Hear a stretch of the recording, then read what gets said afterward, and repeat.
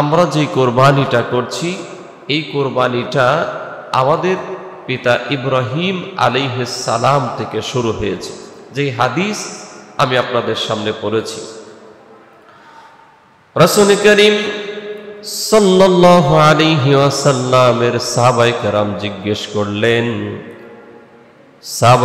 জিজ্ঞেস করলেন ইয়া রাসূলুল্লাহ সাল্লাল্লাহু আলাইহি ওয়াসাল্লাম মা হাযিহিল আদাহি, হে আল্লাহর রাসূল এই কুরবানিটা কি? ক্বালা, রাসূল করিম সাল্লাল্লাহু আলাইহি ওয়াসাল্লাম বললেন সুন্নাতু আবিকুম ইব্রাহিম আলাইহিস সালাম। রাসূল করিম সাল্লাল্লাহু আলাইহি ওয়াসাল্লাম বললেন এটা তোমাদের পিতা ইব্রাহিম আলাইহিস সালামের সুন্নাহ। সুবহানাল্লাহ। আমরাও জানি কোরআনুল কারীমে এই ঘটনা বিস্তারিত বর্ণনা করেছে।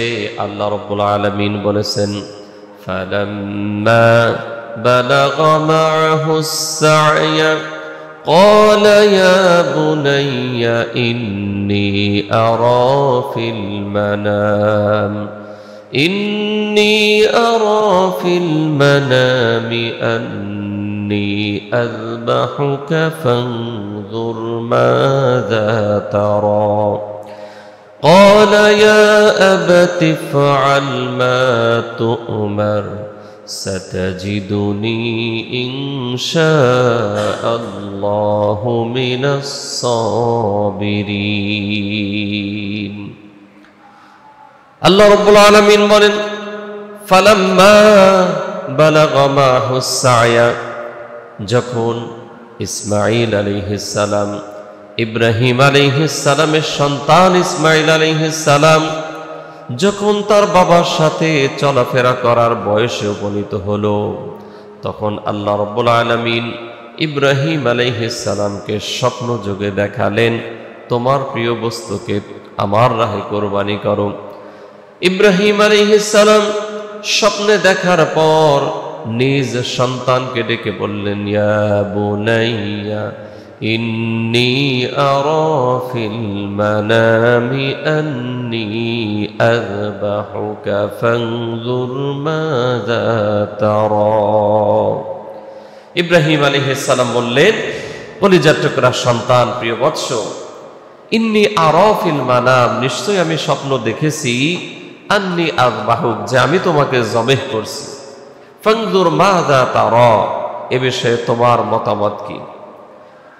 ইসমাঈল আলাইহিস সালাম তিনিও আল্লাহর নবী, বাবাও আল্লাহর নবী, বুঝতে পারলেন রুয়াল আম্বিয়া ওয়াহয়ুন, নবীদের স্বপ্ন হলো ওহী।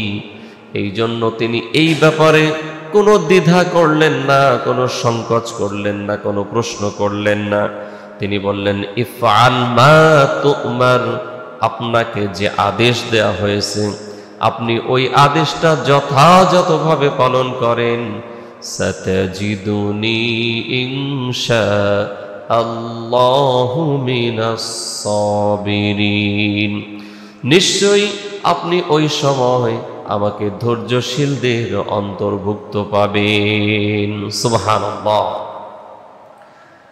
তাহলে ইব্রাহিম আলাইহিস সালাম ইসমাঈল আলাইহিস সালামকে বললেন যে আমি স্বপ্ন দেখেছি, তোমাকে জবেহ করছি।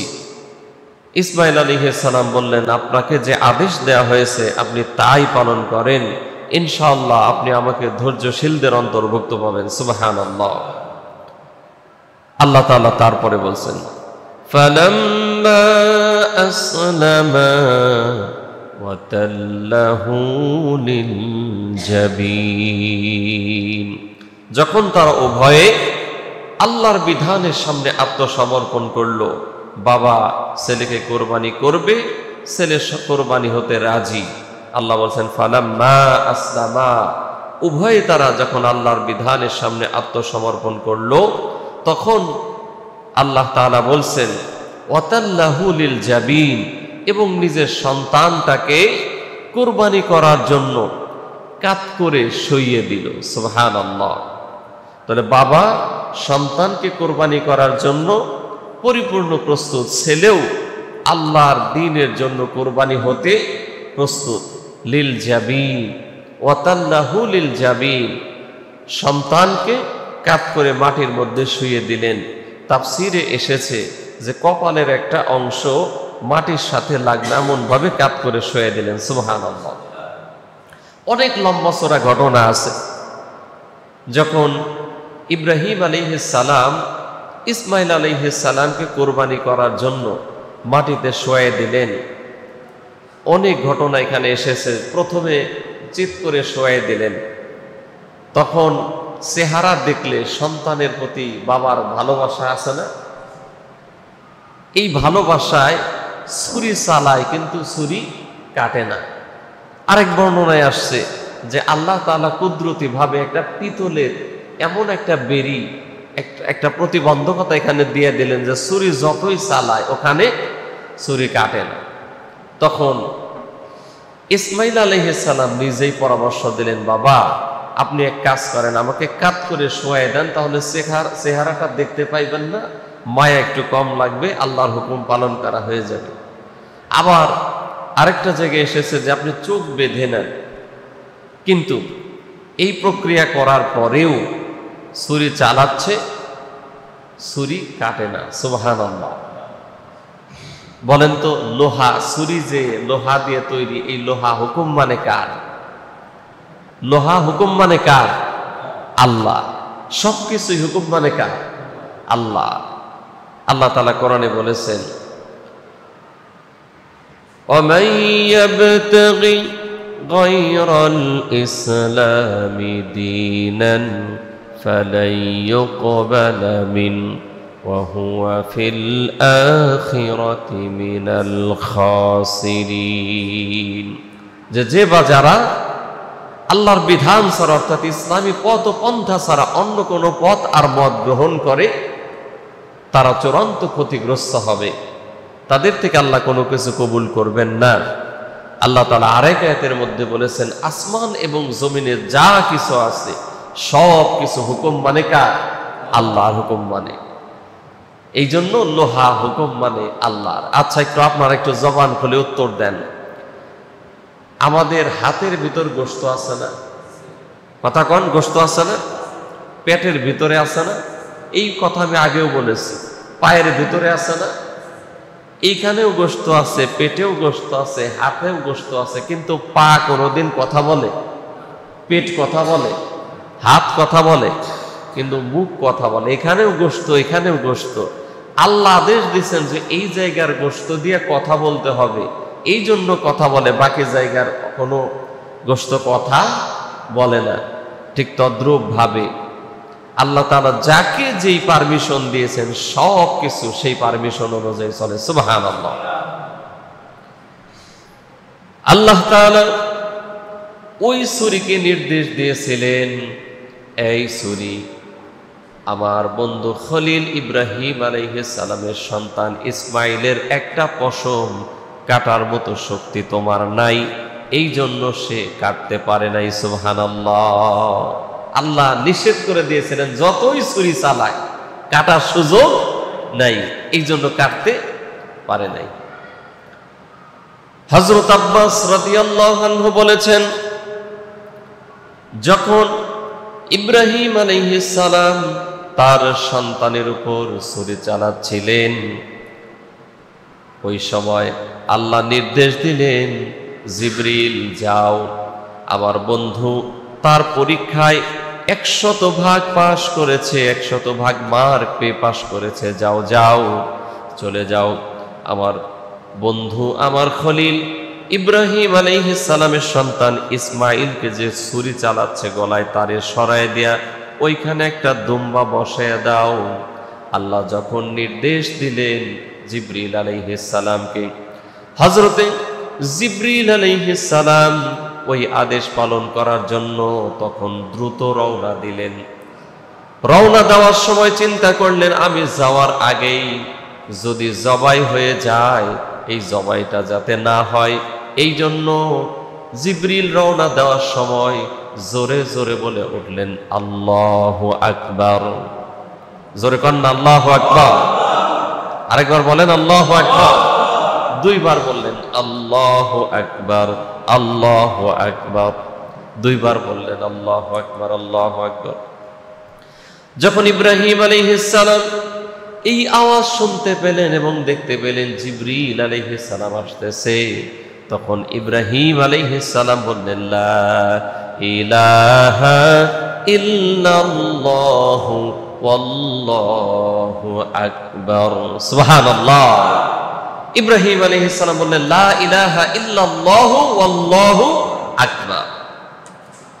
যখন এই আওয়াজ হযরত ইসমাঈল আলাইহিস সালাম নিজ থেকে শুনতে পেলেন, তখন ইসমাঈল আলাইহিস সালাম নিজে বললেন আল্লাহু আকবার ওয়ালিল্লাহিল হামদ, সুবহানাল্লাহ। ইসমাঈল আলাইহিস সালাম বলে উঠলেন আল্লাহু আকবার ওয়ালিল্লাহিল হামদ, সুবহানাল্লাহ কোন না? তাহলে এই যে কুরবানি আসলে আমরা মোট 23 ওয়াক্ত, কত ওয়াক্ত? 23 ওয়াক্ত ফরজ নামাজের পর সালাম ফিরাইলে একটা তাকবীর বলি, যেটাকে বলা হয় তাকবীরে তাশরিক। কি বলা হয়? সবাই বলেন বলেন, তাকবীরে তাশরিক। আমরা পড়ি না? আজকে ফজরের পর থেকে শুরু হয়েছে, চলবে মঙ্গলবার আসর পর্যন্ত। প্রত্যেক ফরজ নামাজের সালাম ফিরালেই বলতে হবে আল্লাহু আকবার, আল্লাহু আকবার, লা ইলাহা ইল্লাল্লাহু ওয়াল্লাহু আকবার, আল্লাহু আকবার ওয়ালিল্লাহিল হামদ। সবাই পড়েন আল্লাহু আকবার, আল্লাহু আকবার, লা ইলাহা ইল্লাল্লাহু ওয়াল্লাহু আকবার, আল্লাহু আকবার ওয়ালিল্লাহিল হামদ। আরেকবার পড়েন আল্লাহু আকবার, আল্লাহু আকবার, লা ইলাহা ইল্লাল্লাহু ওয়াল্লাহু আকবার, আল্লাহু আকবার ওয়ালিল্লাহিল হামদ। এটা পড়া ওয়াজিব। এটা পড়া কি? ওয়াজিব। প্রত্যেক ফরজ নামাজের সালাম ফেরালেই এটা পড়তে হবে। আমরা জামাতের সাথে পড়লেও পড়তে হবে, বাসায় নামাজ পড়লেও পড়তে হবে। পুরুষেরা সশব্দে অর্থাৎ আওয়াজ করে করে পড়বে, আর নারীরা পড়বে আস্তে আস্তে। এর মানে পুরুষেরাও পড়বে, নারীরাও পড়বে। তাহলে একটু জবান খুলে বলেন তো, এই কথা আমাদের ঘরের মহিলাদেরকে বলার দরকার আছে না নাই? সবাই কি জানে? তাহলে জানানো দরকার আছে। জানাইবেন তো ইনশাআল্লাহ যে তোমরা নামাজ পড়ে ফরজ নামাজের পরে সালাম ফিরে এই তাকবীরটা বলতে হবে। কবে? মোট 23 ওয়াক্ত। আজকে ফজরের 1 ওয়াক্ত গেছে, বাকি আছে 22, অর্থাৎ মঙ্গলবার আসর পর্যন্ত এটা চলতে থাকবে। যদি মসজিদের ইমাম সাহেব নামাজের সালাম ফেরানোর পরে বলতে ভুলেও যায়, পিছন থেকে আমরা একজন জোরে বলে উঠবো আল্লাহু আকবার, আল্লাহু আকবার, লা ইলাহা ইল্লাল্লাহু আল্লাহু আকবার, আল্লাহু আকবার ওয়ালিল্লাহিল হামদ। মনে থাকবে তো ইনশাআল্লাহ? মসজিদে কিংবা বাসায় যেখানেই থাকি সেখানেই পড়বো তো ইনশাআল্লাহ। আল্লাহ যেন তৌফিক দান করেন, বলেন আমিন। আমার বন্ধুগণ খেয়াল করেন, হযরত ইসমাঈল আলাইহিস সালাম নিজ থেকে বলে উঠলেন আল্লাহু আকবার ওয়ালিল্লাহিল হামদ। জিবরিল আলাইহিস সালাম এসে সেখান থেকে ইসমাঈল আলাইহিস সালামকে সরাইয়া ছুরির নিচে জান্নাতে একটা দুম্বা বসায় দিলেন। ইব্রাহিম আলাইহিস সালাম ছুরি চালান, বিসমিল্লাহি আল্লাহু আকবার বলে ছুরি চালাইলেন। চায়া দেখলেন দুম্বা জবাই হয়ে পড়ে আছে, পাশেই ইসমাঈল আলাইহিস সালাম দাঁড়ানো। সুবহানাল্লাহ। দুম্বা জবাই হয়ে গেছে, ইসমাঈল আলাইহিস সালাম পাশে দাঁড়ানো। সুবহানাল্লাহ। আল্লাহ রাব্বুল আলামিন ডাক দিলেন, ওয়ানাদাইনাহু আইয়া ইব্রাহিম قد صدقت الرؤيا إنا كذلك نجزي মুহসিনিন। আল্লাহ ডাক দিলেন, ইয়া ইব্রাহিম, হে ইব্রাহিম খলিল আমার, কদ সাদ্দাকতার রুইয়া, তুমি তোমার স্বপ্নটাকে বাস্তবায়ন করে ফেললা। সুবহানাল্লাহ। ইন্না কাযালিকা নাজজিল মুহসিনিন, নিশ্চয়ই সৎকর্মপন্থীদেরকে এভাবেই আমি প্রতিদান দিয়ে থাকি। তুমি আমার আদেশ পালন করেছো, আমি তোমার এই আনুগত্য, এই ত্যাগ, এই আত্মসমর্পণ দেখে এত খুশি হয়েছি। তাকায় দেখো, তোমার সন্তান পাশে দাঁড়ানো, আর তোমার কুরবানিও 100 ভাগ কবুল হয়ে গেছে। সুবহানাল্লাহ। আমার বন্ধুগণ, এই হলো আমাদের কুরবানির ইতিহাস। আল্লাহ রাব্বুল আলামিন তার খলিল ইব্রাহিম আলাইহিস সালাম আল্লাহর আদেশ পালন করতে গিয়া নিজের সন্তানকে যে কুরবানি শুরু করেছিলেন, সেই স্মৃতি স্মরণ করে আমরা আজকেও যখন পশুর গলায় ছুরি চালাই, সাথে সাথে আমাদের মনে পড়ে যায় আমাদের পিতা ইব্রাহিম আলাইহিস সালাম আল্লাহর বিধান পালন করতে গিয়া নিজের সন্তানের গলায় ছুরি বসাইছিলেন। সুবহানাল্লাহ।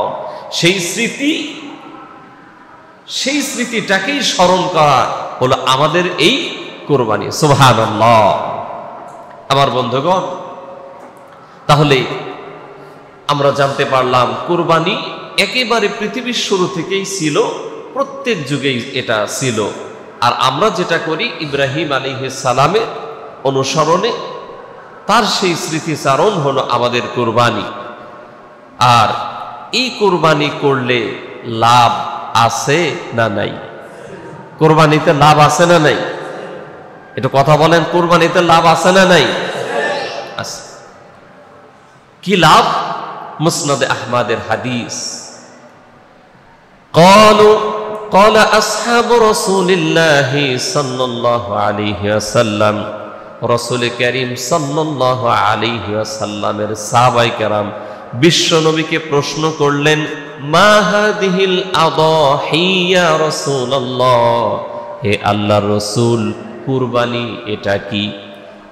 সাহাবায়ে কেরাম যখন প্রশ্ন করলেন, আল্লাহ রাসূল সাল্লাল্লাহু আলাইহি ওয়াসাল্লাম বললেন, সুন্নাতু আবিকুম ইব্রাহিম, এটা হলো তোমাদের পিতা ইব্রাহিম আলাইহিস সালামের সুন্নাহ। কোন সুবহানাল্লাহ।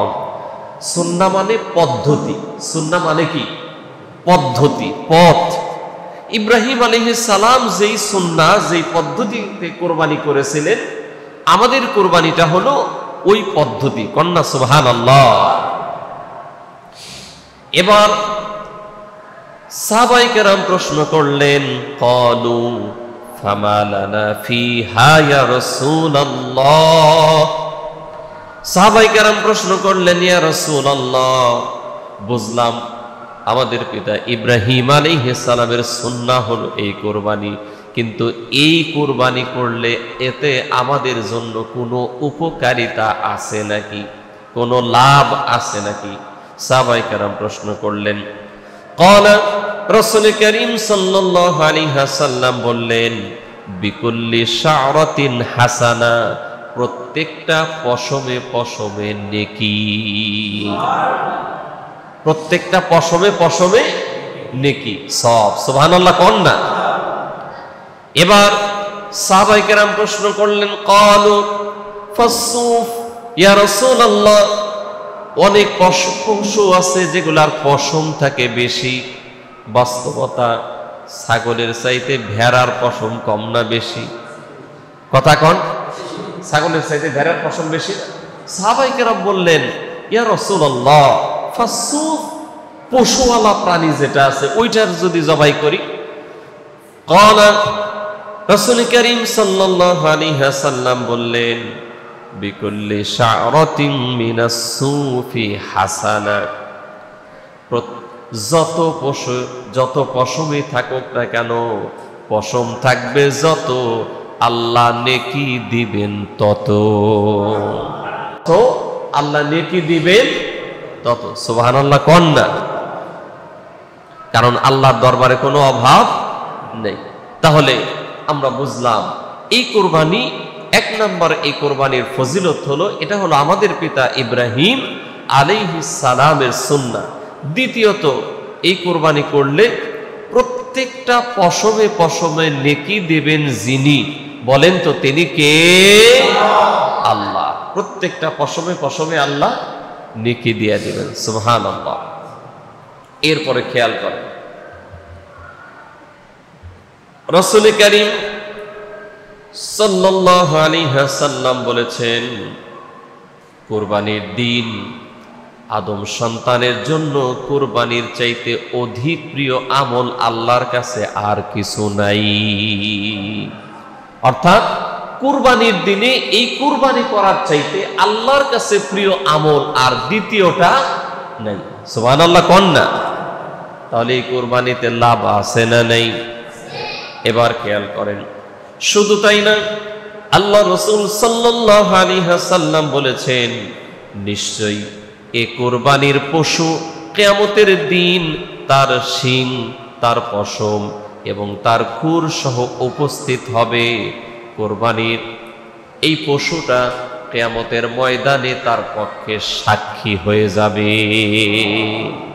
তাহলে কুরবানির এই পশু তার শিং, পশম, খুর এগুলা সহ আল্লাহর দরবারে উপস্থিত হয়ে যাবে, সুবহানাল্লাহ।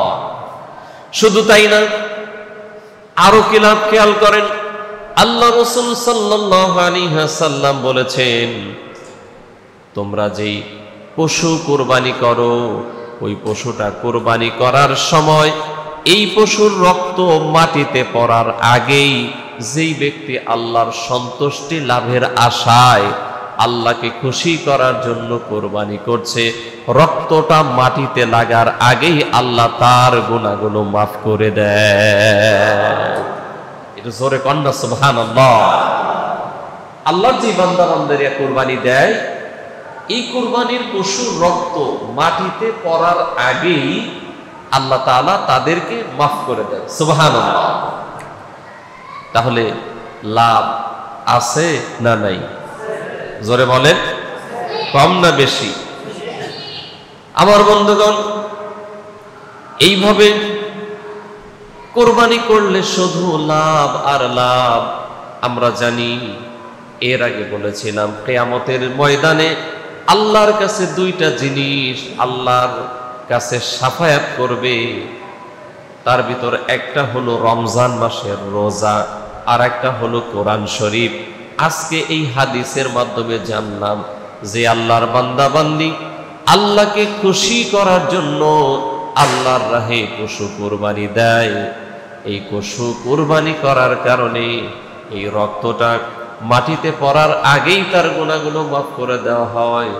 শুধু তাই না, এই কুরবানির পশুর শিং, পশম এবং খুর আল্লাহর দরবারে তার পক্ষে সাক্ষী হয়ে যায়। তাহলে আমরা এতদিন জেনেছি যে কিয়ামতের ময়দানে আল্লাহর দরবারে দুইটা জিনিস সাক্ষী হয়, কোরআন এবং রমজান, রমজানের রোজা। আজকে এই হাদিসের মাধ্যমে জানতে পারলাম যে কুরবানির এই পশু এটাও আল্লাহর দরবারে সাক্ষী হয়ে যায়, সুবহানাল্লাহ বলেন। একটু জোরে সোরে জিকির করেন, লা ইলাহা ইল্লাল্লাহ, লা ইলাহা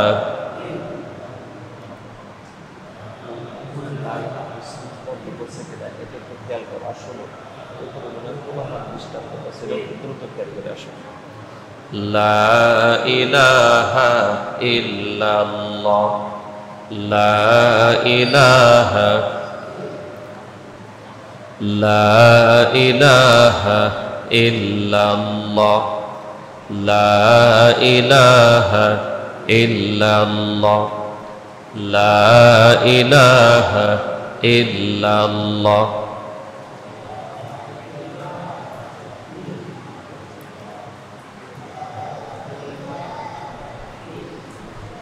লা ইলাহা ইল্লাল্লাহ মুহাম্মাদুর রাসূলুল্লাহ সাল্লাল্লাহু আলাইহি ওয়াসাল্লাম। প্রিয় উপস্থিতি, একটু খেয়াল করেন, এই মুখ দিয়ে এই পৃথিবীতে যত শব্দ আছে, যত বাক্য আছে, সবচাইতে শ্রেষ্ঠ, দামি বাক্যের নাম হলো লা ইলাহা ইল্লাল্লাহ। কিন্তু আপনারা যে আওয়াজ দিলেন, আসলে কি সেই দামি আওয়াজ হয়েছে? হয়েছে বলেন? সেই দামি আওয়াজ সুবহানাল্লাহ।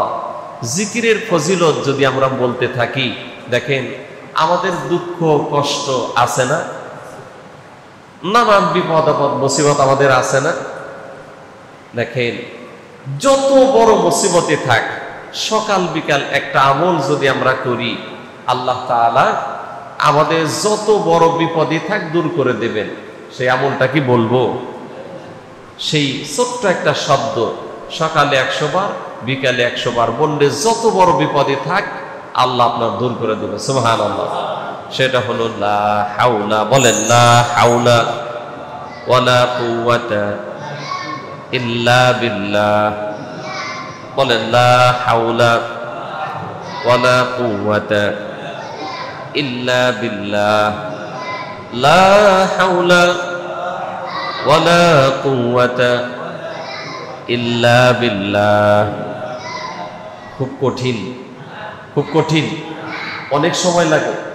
সুবহানাল্লাহ। আপনি দোকানে আছেন পড়েন, হাঁটতেছেন পড়েন, যাইতেছেন কোথাও পড়েন, পড়লেই বিপদ আপদ মুসিবত দূর হয়ে যাবে। দেখেন আমি বলেছিলাম আগে, আল্লাহ তাআলা 8 জন ফেরেশতাকে, কয়জন? কথা বোঝা যায়? 8 জন ফেরেশতাকে বললেন তোমাদের দায়িত্ব হলো আমার আরশ উঁচা করে রাখা, কাঁধে করে রাখা। সুবহানাল্লাহ কন্যা। এই ফেরেশতারা চিন্তা করলেন, আল্লাহ তোমার আরশকে কাঁধে নিয়ে রাখা এত বড় দায়িত্ব, এটা আমরা কিভাবে পালন করব? এটা সম্ভব না বাস্তবতাও তাই। আল্লাহর আরশকে কাঁধে নিয়ে রাখা এটা কি যেন তেন ব্যাপার? 7 আসমান 7 জমিন, এর চাইতে কোটি কোটি কোটি কোটি গুণ বেশি ওয়েট হলো আরশ। সেটাকে কেমনে বহন করবে? আল্লাহ তখন নিজেই ফেরেশতাদেরকে শিখাইলেন যে তোমরা পড়ো লা হাওলা ওয়ালা কুওয়াতা ইল্লা বিল্লাহ। পড়েন লা হাওলা ওয়ালা কুওয়াতা ইল্লা বিল্লাহ। লা হাওলা ওয়ালা কুওয়াতা ইল্লা বিল্লাহ। এটা তারা পড়লেন, তাদের কাছে এটা সহজ হয়ে গেল। সুবহানাল্লাহ। তাহলে এত বড় ভারী কাজ যদি সহজ হয়ে যায়, আমাদের কি ছোট্ট ছোট্ট কাজ, এগুলা সহজ হয়ে যাবে না ইনশাআল্লাহ? এই জন্য আমরা পড়বো তো ইনশাআল্লাহ। আল্লাহ যেন তৌফিক দান করেন। বলেন আমিন। আর একটু জোরে বলেন আমিন। বিশেষ করে এই মাসে বেশি বেশি তাসবিহ, তাহমিদ, তাহলিল, তাকবীর এগুলা খুব বেশি বেশি পড়া। সুবহানাল্লাহ সুবহানাল্লাহ সুবহানাল্লাহ আলহামদুলিল্লাহ আলহামদুলিল্লাহ আলহামদুলিল্লাহ আল্লাহু আকবার আল্লাহু আকবার আল্লাহু আকবার লা ইলাহা ইল্লাল্লাহ। এগুলা খুব বেশি বেশি পড়া এই মাসে বেশি বেশি। সারা বছরই আমাদেরকে পড়তে হবে, বিশেষ করে এই মাসে বেশি বেশি পড়ার জন্য আল্লাহ রাসূল সাল্লাল্লাহু আলাইহি ওয়াসাল্লাম আমাদেরকে তাগিদ দিয়েছেন। এই জন্য বেশি বেশি পড়বো তো ইনশাআল্লাহ। আল্লাহ যেন তৌফিক দান করেন। বলেন আমিন। তাহলে আমরা বলতেছিলাম কুরবানি করলে লাভ আছে না নাই? কি লাভ? কুরবানির দিনে কুরবানি করার চাইতে প্রিয় আমল আল্লাহর কাছে আর নাই। তাহলে অধিক প্রিয় আমল কুরবানির দিনে কুরবানি করা। 2 নাম্বার, কুরবানির পশুর রক্ত জমিনে পড়ার আগেই আল্লাহর যে সকল বান্দাবান্দি আল্লাহকে খুশি করার জন্য ইখলাসের সাথে কুরবানি করছে, আল্লাহ তাদেরকে মাফ করে দেন। সুবহানাল্লাহ। 3 নাম্বার, কুরবানির পশুর শিং, পশম এবং তার খুর সহ কিয়ামতের ময়দানে আল্লাহর ওই বান্দাবান্দির পক্ষে এটা তার জন্য সাক্ষী হয়ে যাবে। সুবহানাল্লাহ।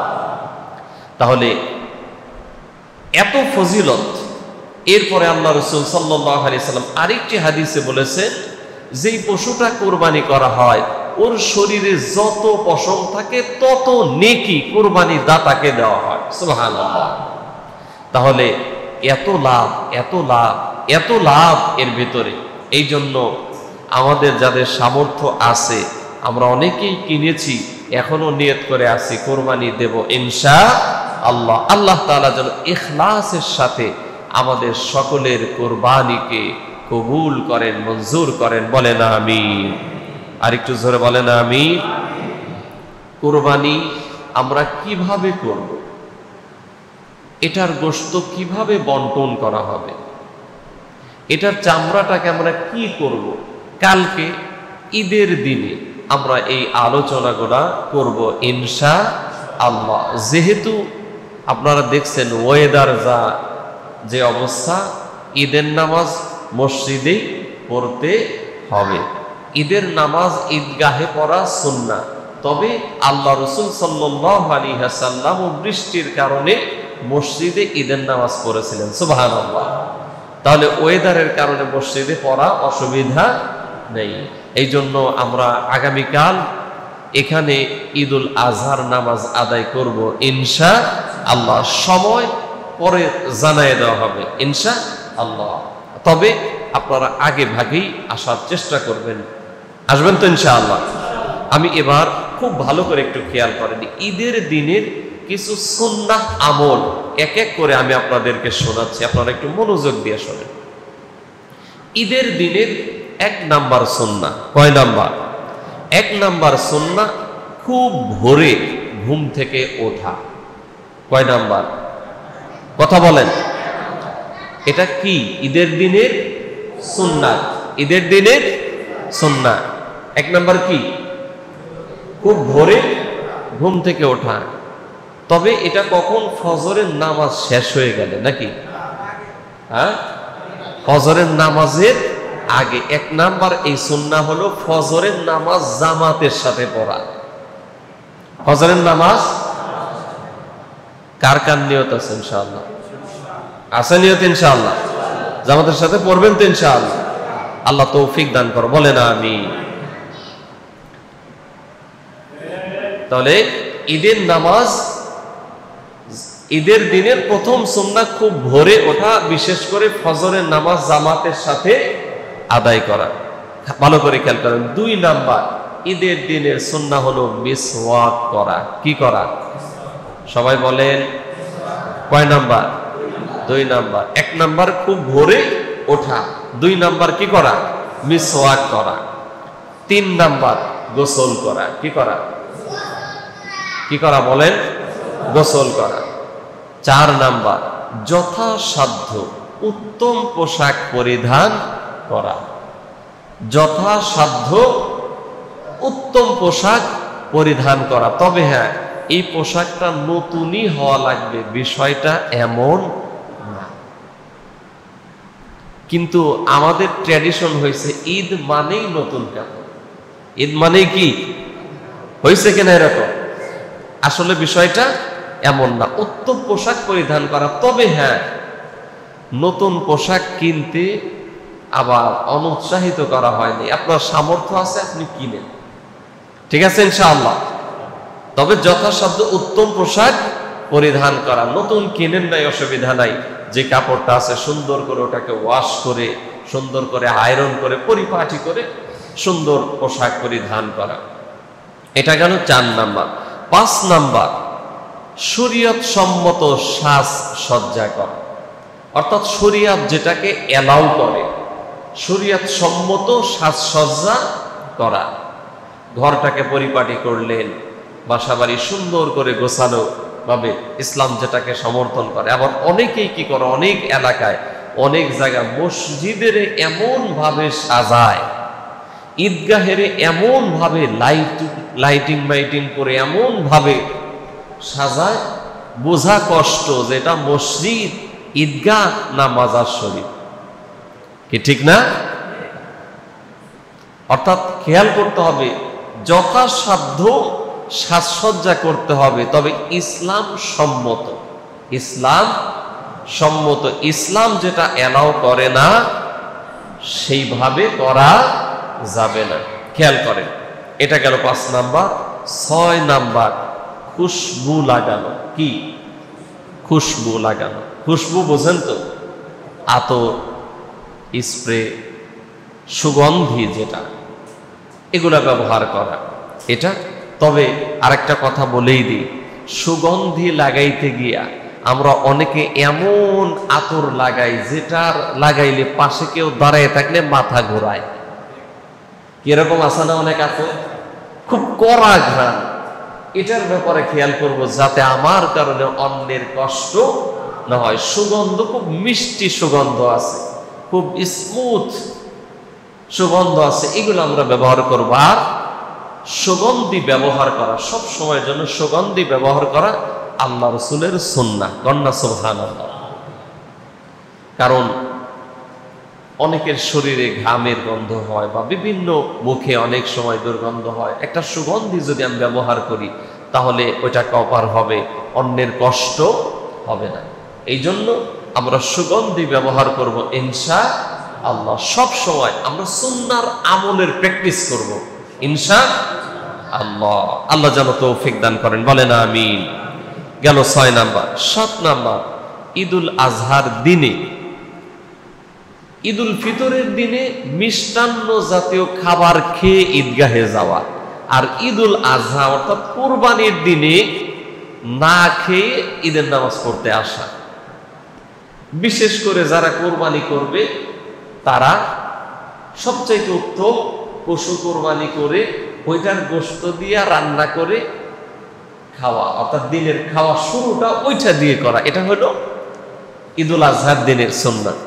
তবে হ্যাঁ, অনেকে আবার এমন দুর্বল, আমরা তো দুর্বল হয়ে গেছি এখন এমন দুর্বল হয়েছে যদি কিছু না খায় ও চাপাতি দিয়ে আর গরু কাটবার পারবো না, তাই না? এরকম দুর্বল অনেকে আছে। তবে যাদের সামর্থ্য আছে এটা সুন্নাহর আমল করার চেষ্টা করব ইনশাআল্লাহ, যে না খেয়ে থেকে দিন নামাজ পড়ে ওই পশু কোরবানি করে ওইটা দিয়ে দিনের খাওয়াটা শুরু করব ইনশাআল্লাহ। আল্লাহ তাআলা যেন তৌফিক দান করেন, বলেন আমিন।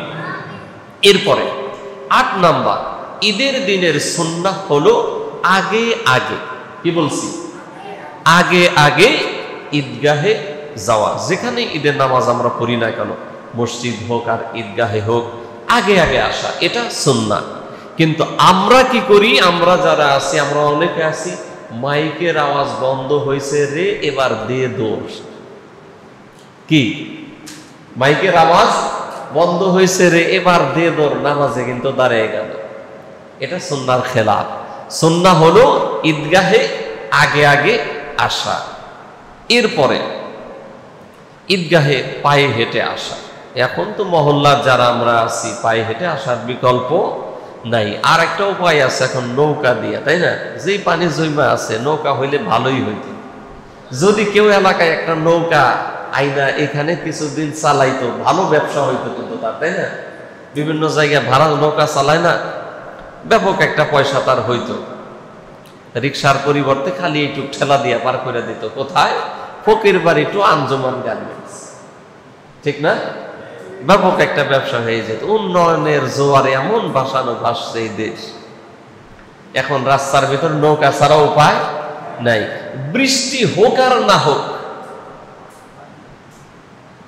ইলিয়াস শাহী মসজিদ মোড় টু আঞ্জুমান গার্মেন্টস, এটা মোটামুটি এখানে রাস্তার পাশে দাঁড়িয়ে থাকলে যখন রিক্সা অথবা কোনো গাড়ি যায় মনে হয় যেন কক্সবাজারে কোনো বিচের পারে বসে আছি, ঠিক না?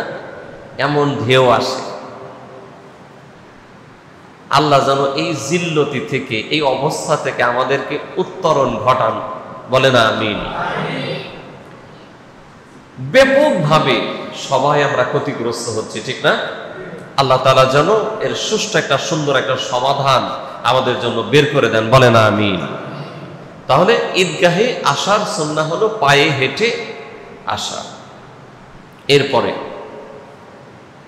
আসার সময় তাকবীর বলা। কি বলা? তাকবীর বলা। আল্লাহু আকবার, আল্লাহু আকবার, লা ইলাহা ইল্লাল্লাহু আল্লাহু আকবার, আল্লাহু আকবার, ওয়ালিল্লাহিল হামদ। এই তাকবীর বলতে বলতে আসা। এটা সশব্দে বলতে বলতে আসা, এটা হলো সুন্নাহ। এরপরে খেয়াল করেন,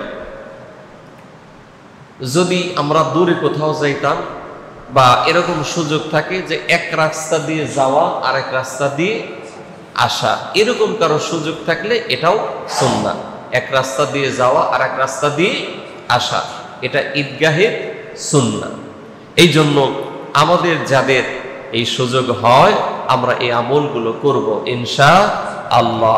আবার আমি 1 মিনিটে এই আমলটা বলে দিচ্ছি। ঈদের দিনের সুন্নাহ খুব ভোরে ঘুম থেকে ওঠা, বিশেষত ফজরের নামাজ জামাতের সাথে আদায় করা। 2 নাম্বার ঈদের দিনের সুন্নাহ হলো মিসওয়াক করা। 3 নাম্বার সুন্দর করে গোসল করা। 4 নাম্বার যথাসাধ্য উত্তম পোশাক পরিধান করা। 5 নাম্বার শরীয়ত সম্মত সাজসজ্জা করা। 6 নাম্বার খুশবু লাগানো। 7 নাম্বার ঈদুল আজহার দিনে সুন্নাহ হলো না খেয়ে ঈদের নামাজে আসা। এরপরে 8 নাম্বার আগে আগে ঈদগাহে আসা। 9 নাম্বার পায়ে হেঁটে আসা। 10 নাম্বার তাকবীর বলা। 11 নাম্বার এক রাস্তায় আসা অন্য রাস্তায় যাওয়া। এই আমলগুলো আল্লাহ তাআলা যেন আমাদের করার তৌফিক দান করেন, বলেন আমিন। সম্মানিত উপস্থিতি, সর্বশেষ আমি আরেকটি আমলের কথা বলি, আজকের আলোচনা শেষ করে দিচ্ছি। খেয়াল করেন, কুরবানির ঈদে মোট 23 ওয়াক্ত। কয় ওয়াক্ত? কথা বলেন। 23 ওয়াক্ত ফজর ফরজ নামাজের পর সালাম ফেরানোর পরে আমরা তাকবীর বলি, যেটাকে বলা হয় তাকবীরে তাশরিক। কি বলা হয় বলেন? সবাই একটু বলেন। তাকবীরে তাশরিক সেটা কি? আল্লাহু আকবার, আল্লাহু আকবার, লা ইলাহা ইল্লাল্লাহু আল্লাহু আকবার, আল্লাহু আকবার ওয়ালিল্লাহিল হামদ। আরেকবার বলেন, আল্লাহু আকবার, আল্লাহু আকবার, লা ইলাহা ইল্লাল্লাহু আল্লাহু আকবার, আল্লাহু আকবার ওয়ালিল্লাহিল হামদ। প্রত্যেক ফরজ নামাজের সালাম ফেরানোর পরে একবার। কয়বার? একবার সুন্নাহ। অনেকে 3 বার পরে, একবার সুন্নাহ। এবং এটা পড়তে হবে সশব্দে, অর্থাৎ আওয়াজ করে। যদি ইমাম সাহেব ভুলেও যান, পেছন থেকে আমরা আওয়াজ দিয়ে বলে উঠবো ইনশাআল্লাহ। চলবে মোট 23 ওয়াক্ত। শুরু হয়েছে আজ ফজর থেকে, অর্থাৎ 9 জিলহজ থেকে শুরু করে এটা একেবারে সেই 13 জিলহজ পর্যন্ত মোট 23 ওয়াক্ত। কত ওয়াক্ত বলেন? 23 ওয়াক্ত প্রত্যেক ফরজের পর। তাহলে আজকে ফজরে যদি শুরু হয় শুক্রবার, শনিবার, রবিবার, সোমবার, কয় ওয়াক্ত হইল? 4 দিনে কত? 20। আরো থাকে কত? তাহলে মঙ্গলবার আসর পর্যন্ত, মঙ্গলবার আসর পর্যন্ত আমরা জামাতের সাথে পড়ি নামাজ, আর একা পড়ি, পুরুষ হোক আর মহিলা হোক। পুরুষেরা আওয়াজ দিয়ে বলবে, মহিলারা নিচু আওয়াজে তারা এই তাকবীরটা বলবে। এটা আমাদের সবার মনে রাখতে হবে। আল্লাহ তাআলা যেন তৌফিক দান করেন, বলেন আমিন। আর একটু জোরে বলেন আমিন। তাহলে আমরা যা শুনলাম আমরা আমল করার চেষ্টা করব তো ইনশাআল্লাহ। আল্লাহ যেন তৌফিক দান করেন, বলেন আমিন।